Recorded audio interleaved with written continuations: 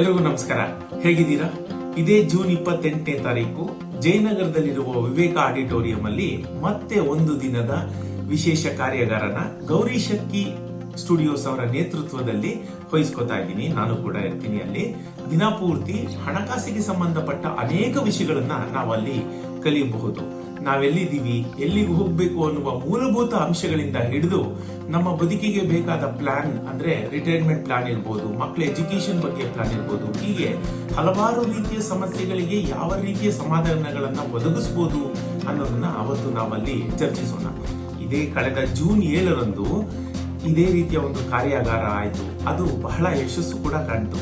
ಹೀಗಾಗಿ ಅಲ್ಲಿಂದ ಬಂದಂತಹ ಅಂದಿಗೆ ಹೆಚ್ಚಾಗಿದ್ದಂತಹ ಬಹಳಷ್ಟು ಜನ 28ನೇ ತಾರೀಕಿಗೆ ನೋಂದಾಯಿಸಿಕೊಂಡಿದ್ದೀರಿ. ಈಗ ಕೆಲವು ಸೀಟ್ಗಳು ಉಳಿದಿವೆ.